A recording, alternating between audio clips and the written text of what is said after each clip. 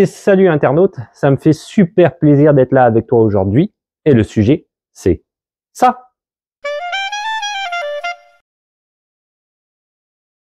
Alors aujourd'hui, une nouvelle vidéo qui est en fait une vidéo qui existait déjà sur ma chaîne YouTube et que j'ai décidé de réactualiser comme pas mal les dernières vidéos en date, je te dirais, donc sur Internet et le téléphone mobile, donc les forfaits Internet et les forfaits de téléphone mobile ici au Canada et peut-être même plus particulièrement en fait au Québec. Donc comment ça fonctionne, c'est quoi les tarifs. C'est une vidéo qui est quand même relativement intéressante, surtout à l'heure actuelle dans l'ère moderne dans laquelle on vit.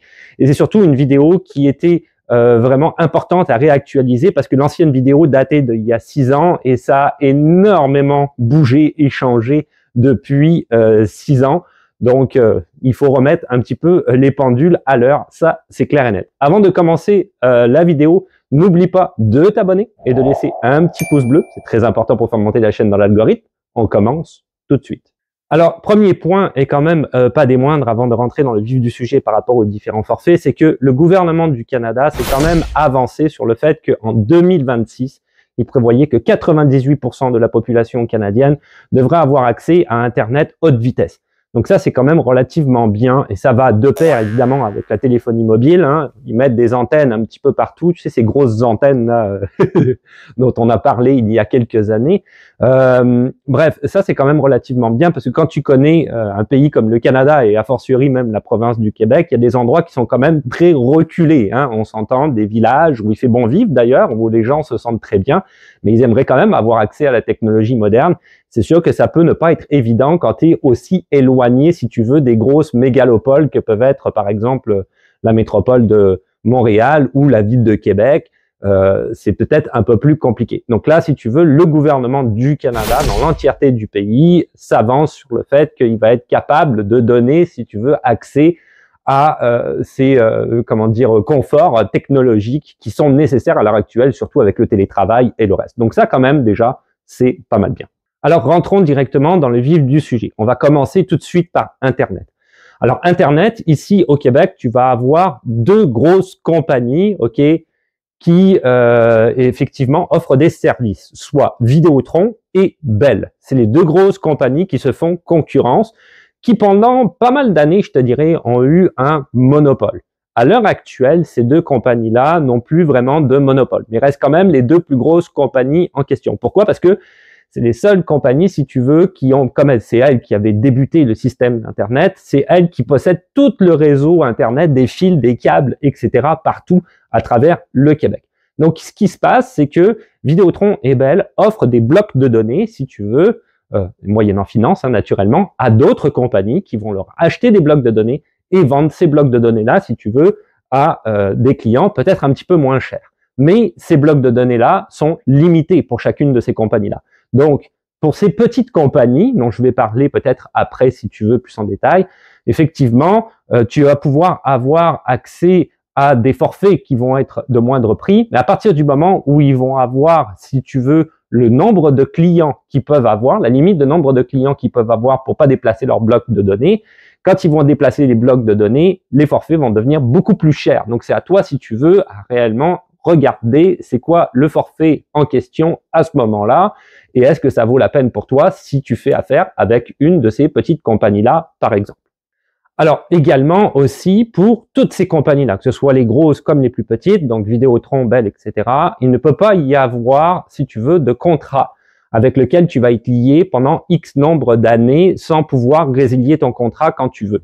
La protection des droits des consommateurs, il y a peut-être quelques années, je me souviens plus exactement, a gagné un recours en justice en disant que c'était absolument pas légal d'agir de cette manière-là et que le consommateur avait le droit en tout temps de définir que je veux plus avoir ce forfait-là, je veux partir par exemple pour la concurrence. Donc, ce qui se passe dans ces compagnies-là, parce qu'effectivement ils n'ont plus le droit de le faire, tu peux téléphoner et dès le lendemain résilier ton contrat, il n'y a pas de souci. Donc pour essayer de faire en sorte de te garder, tu les connais, ils sont toujours un petit peu comme ça, ils vont allier, si tu veux, une promotion. Ils vont allier un téléphone mobile, par exemple, à ton forfait Internet en disant on peut mettre le téléphone mobile avec Internet en même temps, mais à ce moment-là, tu as un téléphone tout neuf qu'il va falloir que tu payes pendant X nombre de mois. Et si jamais tu résilies ton contrat, il faut que tu payes la différence. Même chose, par exemple, avec un routeur que tu devrais louer, par exemple, pour avoir des accès Internet. X nombre, si tu veux, d'engins, de forfaits, de promotions qui pourraient mettre en jeu quelque part ici pour t'obliger à rester chez eux pendant X nombre de mois ou d'années, sans quoi il faut que tu payes la différence. Donc ça aussi, c'est à toi de te renseigner, à faire tes calculs et à voir qu'est-ce qui vaut la peine par rapport à ça. Alors maintenant que j'ai fait le point là-dessus, parce que c'est vrai que ça fait un peu escroc quand même de la part de ces gens-là, mais regarde, c'est tout ce qui est écrit en petits caractères en dessous. Je caricature. Mais ce que je veux dire par là, c'est que vraiment fais attention à qu'est-ce qu'ils proposent et comment tu es lié à eux. Ok. Au niveau des forfaits, si on va regarder par exemple Vidéotron, on va parler des tarifs. Si tu prends, c'est très cher l'internet ici au Québec. Si tu prends l'internet giga, ils disent 940 illimité, vitesse de téléchargement jusqu'à 940 Mbit par seconde, données incluses illimitées, 70 $ par mois. Alors ils disent que le tarif courant c'est 77 $ par mois. Ils offrent un spécial sur l'internet 500 illimité, c'est ce que je suis en train de lire en ce moment, je suis sur leur site internet, données incluses illimitées, là c'est 500 millibits par seconde et 65 $ par mois. Moi j'ai été chez Vidéotron et chez Bell, on va regarder Bell par après, mais ce que je pourrais te dire au niveau de ces tarifs-là, c'est que la plupart du temps ce qu'ils font, c'est qu'ils t'offrent soi-disant une promotion entre guillemets. Je trouve déjà l'internet très cher, même avec la promotion. Mais ce qui va se passer, c'est que si tu veux, leur promotion, entre guillemets, encore une fois, va durer 1 mois, 2 mois, 3 mois, 4 mois, 5 mois, bref, peu importe. Elle a une durée limitée, cette promotion-là. Et au bout de la promotion, tu vas voir ta facture Internet augmenter. Et si tu restes comme ça, eh ben, ils vont continuer à l'augmenter jusqu'à des 90, 95, jusqu'à même 100 $, pourquoi pas, par mois, ce qui est quand même très très cher pour avoir Internet. Donc c'est à toi, si tu veux, pour Vidéotron et Bell, exclusivement, de prendre ton téléphone et de les appeler. Parce que tu verras que par Internet, ça ne fonctionne pas non plus. Le service Internet, on va parler d'une autre compagnie qui, elle, ne fonctionne pas de cette manière-là. Mais chez eux, si tu veux changer ton forfait, non, il faut que tu appelles un technicien. Il faut que tu passes 1 heure au téléphone avec le gars qui va, soi-disant, miraculeusement, peut-être te trouver une autre promotion pour faire en sorte que Internet soit moins cher. Tu l'auras bien compris si tu dis entre les lignes, Vidéotron et Bell, c'est pas ma tasse de thé. J'ai fait les deux et chez les deux, j'ai eu des soucis, si tu veux, au niveau des tarifications, à toujours devoir rappeler et à trouver ça aussi excessivement cher. Chez Bell et Vidéotron également, il y a un autre point, c'est que si on prend par exemple Vidéotron ici, ils mettent qu'on prend la location gratuite des équipements. Donc ils te donnent des équipements, ils t'offrent des équipements, ok, qui dit location gratuite. Ça, tu vois, c'est ce que je disais en début de vidéo, il y a des termes et conditions, il faut que tu ailles lire. C'est, si tu veux, une manière de te lier contractuellement à eux. C'est-à-dire que si tu décides de casser effectivement quelque part le contrat avec eux en disant non, bah bon, regarde, je vais changer de compagnie, ils vont dire ah mais la location, tu sais qu'on t'offrait dans ton forfait, ben il faut la payer parce que c'était une location sur 8, 9, 10 mois de ce fameux équipement gratuit qui dans le fond ne l'est pas. Donc bien attention à ça. Si on va chez Bell, tu vas te rendre compte que bizarrement, tu as un petit peu le même genre de tarif. On parle de 500 millibits par seconde, comme je disais tout à l'heure, illimité, etc. La bande giga, mais c'est la même chose. On s'en fout complètement. C'est leur matériel à eux, de toute façon, quelque part. C'est du matériel, il faut te dire aussi, les routeurs, etc., que tu ne peux pas utiliser avec d'autres compagnies. C'est spécifiquement pour ces compagnies-là. Donc, si tu changes de compagnie, le matériel, tu le rends ou tu peux rien faire avec. Donc là, tu vois 65 $ par mois, profiter d'un crédit de 10 $ par mois pendant 2 ans. Donc Italie, encore une fois, tu vois, avec un contrat spécifique par rapport à ça. Donc vraiment, regarde bien tout ça. Alors après, au niveau des petites compagnies dont je pouvais parler en début de vidéo, tu en retrouves vraiment beaucoup, énormément, si tu veux, qui achètent ces fameuses blocs de données à Bell ou à Vidéotron, qui, je te le rappelle, sont les seuls qui disposent en fait de la technicité, on va dire, extérieure pour l'arrivée, soi-disant, de la fibre optique pour Bell ou simplement du câble pour Vidéotron, etc. Donc, en termes de fournisseurs, tu vas trouver iBox, par exemple, je vais en citer quelques-uns, mais il y en a vraiment beaucoup, Oxio, Distributel, Oricom, Oui Henry, Altima, Telecom, Fizz, Allo Télécom, il existe aussi Koodo, il existe aussi Virgin, il en existe vraiment, TELUS, je pense, fait également aussi Internet. Il en existe vraiment beaucoup. Donc, à toi à essayer de t'informer là-dessus et à surtout regarder les prix des forfaits parce que, comme j'ai dit tout à l'heure, s'ils ont dépassé leur capacité de clients par rapport à leur bloc de données, ça va coûter plus cher. Alors nous, ici, dans la famille, avec qui est-ce qu'on fonctionne? Eh ben nous, on marche avec Koodo. On marche avec Koodo aussi bien au niveau du téléphone d'ailleurs que d'Internet. On a fonctionné pendant un très grand nombre d'années en alternance avec Vidéotron et Bell et on n'a jamais été satisfait. Sur deux niveaux. D'abord, évidemment, financier. Il fallait tout le temps les appeler, comme j'ai dit en début de vidéo, et se battre pour avoir un tarif qu'on jugeait a priori normal, en dépit du fait que c'était quand même relativement cher, encore une fois. Et qualité d'Internet, toujours un petit peu des soucis, aussi bien chez Vidéotron, chez Bell, des techniciens qui viennent à l'extérieur, qui jouent dans le réseau, le routeur qui finit par ne plus fonctionner, etc., etc. Donc, il y avait toujours un petit peu des soucis. Donc, on a fini par fonctionner avec Koodo d'abord pour la téléphonie mobile. On a été très satisfait et finalement, on est passé à Internet. Deux choses avec Koodo.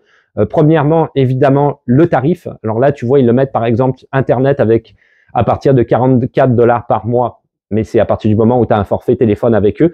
Ce que moi j'ai, et je te dirais, les deux mis ensemble, on paye comme 2 fois moins cher. Peut-être même, ouais, c'est ça, 2 fois moins cher que ce qu'on pouvait payer chez Vidéotron ou chez Bell. C'est vraiment intéressant. Eux autres, si tu veux, comment ils fonctionnent, c'est qu'ils sous-contractent à TELUS. On fait notre installation tout seul, donc on n'a pas besoin d'un technicien qui va venir ici, qu'il faut payer en plus pour une installation que tu peux faire toi-même. Tu as juste des branchements à effectuer, il n'y a pas de souci.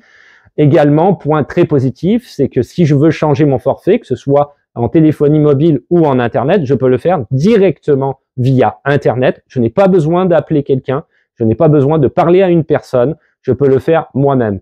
Dernier point, vraiment essentiel, c'est qu'à partir du moment où, si tu veux, il va y avoir une augmentation de forfait, il va y avoir, par exemple, tu vas avoir dépassé la limite qui t'est autorisée en nombre de données, etc., ou pour le téléphone, par exemple, ils vont t'envoyer un email ou un message texte sur ton téléphone en te disant « Attention, tu vas être sur le point de dépasser pour pas que ça te soit facturé en plus. » Encore une fois, ça pour nous, c'est un très gros plus. On trouve la démarche plus honnête de leur part. Donc, on aime beaucoup ça. Koodo, pour nous, c'est Internet et téléphonie mobile. Il n'y a pas de problème. Alors, au niveau ensuite de la téléphonie mobile, tu as énormément de choix. Il y a énormément de compagnies qui offrent leurs services. Alors, Vidéotron et Bell en font partie, évidemment. Ces deux compagnies-là offrent aussi les téléphonie mobile, mais tu vas trouver... il y a aussi d'autres petites compagnies, tu verras, qui sont affiliées à Bell et Vidéotron également. Donc, Chat.tr Mobile, Fido, Fizz, Koodo, dont j'ai parlé, Lucky Mobile, Public Mobile, Rogers, TELUS, Virgin Plus, etc., etc. Il y en a bien d'autres. Donc, à toi, si tu veux regarder sur Internet, quand tu auras Internet, pour la téléphonie mobile, qu'est-ce qui vaut le plus le coup par rapport à comment tu utilises aussi ton téléphone mobile. Ça aussi, c'est très important, si tu l'utilises au niveau professionnel ou pas. En tout cas, il y a plein de cas de figure, peu importe. Au niveau du téléphone mobile, avant de rentrer dans le vif du sujet par rapport aux différents, pour te donner une idée un petit peu du prix des forfaits, beaucoup de monde essaye de garder un numéro de téléphone ou un forfait de leur pays d'origine. Alors là, je vais m'adresser plus particulièrement à ceux qui sont dans des processus d'immigration, mais c'est quand même pas mal tout le monde qui est dans des processus d'immigration qui suit mes réseaux sociaux la plupart du temps, même s'il y a quand même des Québécois et des Canadiens que je salue. Donc, je pense que c'est pas nécessairement une bonne idée de garder un forfait ou un numéro de téléphone, si tu veux, qui vient de ton pays d'origine. Je sais que beaucoup de monde font ça parce que ça peut coûter pas mal moins cher, étant donné qu'ici, c'est vrai, la téléphonie mobile, Internet est quand même relativement cher. Ça, c'est clair et net. Pourquoi? Parce que si, par exemple, tu commences à chercher un emploi et là, ton recruteur va voir un numéro de téléphone qui est un numéro français ou autre, il va pas vraiment comprendre, ça va juste porter à confusion et il va pas savoir nécessairement aussi si tu vis ici, si tu vis pas ici. Peut-être qu'en regardant ton CV, il va être un peu perdu. Donc, ça, c'est pas nécessairement une bonne idée par rapport à ça. Si tu as déjà un emploi, ok, même chose, si tu veux louer un appartement, ton numéro de téléphone va pas correspondre. Encore une fois, de la confusion. Et on sait qu'avec la crise du logement, ça risque d'être compliqué pour toi. Tu seras peut-être refusé juste parce que ce numéro de téléphone-là, il va dire, mais quoi, cette personne-là, elle va pas louer, si tu veux, mon appartement pendant X nombre d'années parce que finalement, elle va s'en aller, elle est juste là en vacances ou en visa visiteur, peu importe, il va se poser des questions, il va préférer passer à quelqu'un qui est plus simple. Si tu veux acheter une voiture, ça va être un petit peu le même problème.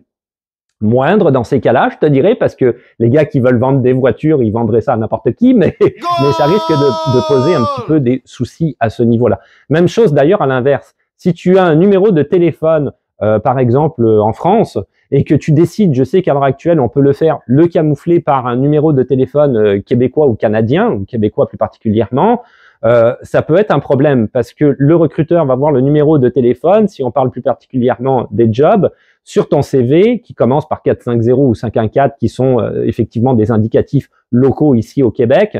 Et quand il va t'appeler, il va se retrouver à Nice. Il va plus rien comprendre. Il va être complètement perdu. Donc ça aussi, c'est un peu une mauvaise idée. Si tu as un numéro de téléphone, que tu résides encore dans ton pays d'origine et que tu es en processus pour chercher un emploi, par exemple ici au Québec ou au Canada, garde-le parce que de toute façon, le recruteur va le savoir. Ok, tu vis là-bas. Donc, parenthèse fermée, tout ça pour dire que avoir un numéro de téléphone, si tu veux, de là-bas, de ton pays d'origine, en vivant ici, je ne pense pas que ce soit une très bonne idée pour énormément de processus auxquels tu aurais à faire face ici au pays. Alors, donc pour le téléphone portable, nous, on fonctionne aussi avec Kudo, parce que c'est la même chose. On a trouvé que par rapport à ce qu'ils proposaient versus le prix de la facture, c'est exceptionnel. Si on prend quand même Vidéotron, donc tu vois, ils mettent formulaire cellulaire tout inclus, 55 Go au Canada, 105 Go en prime par an au Canada, données à pleine vitesse en tout temps, etc. On parle de 55 $ par mois en conservant ton téléphone et 60 $ par mois avec l'ajout d'un nouveau téléphone. Ensuite, ils ont différents forfaits, donc le 65 Go, le 100 Go, qui est à 65 et 70 $ par mois. Donc voilà, c'est un peu les tarifs si tu veux pour Vidéotron. Je trouve ça très excessif et à savoir que moi j'ai été chez Vidéotron et si tu dépasses ton forfait, ils ne t'avertissent pas et ils te facturent directement si tu veux les données en plus quand tu as dépassé et ça coûte bonbon assez rapidement. Quand on va sur Bell, tu vois, ils parlent du Extra 550, du Ultime 120, Ultime 200, Ultime 200, blablabla. Donc le Extra 50, ils disent que c'est à 35 $ par mois. Mais attention, ils ont mis un petit 2 lorsque combiné à un forfait Internet inclut le crédit pour autopaiement. Il faut que ce soit combiné pour que ce soit moins cher. Sinon, c'est 65 $ par mois. L'autre à côté est 70 $ par mois. On parle de 50 Go pour le premier, 120 pour le deuxième. C'est à peu près la même chose que Vidéotron en fait en termes de tarifs. Et c'est le même système aussi, ils vont te facturer si jamais tu dépasses sans aucune vergogne, il n'y a pas de souci avec ça. Alors pour Kudo, parce que je vais parler de Kudo, évidemment tu vas pouvoir aller regarder sur internet les différentes compagnies qui existent. Moi je parle de la mienne parce que j'en suis très content, je suis pas payé par Kudo, je précise. Kudo, ce qui est quand même intéressant pour moi, c'est que je paye toute taxe incluse 64 $ par mois, tout est illimité.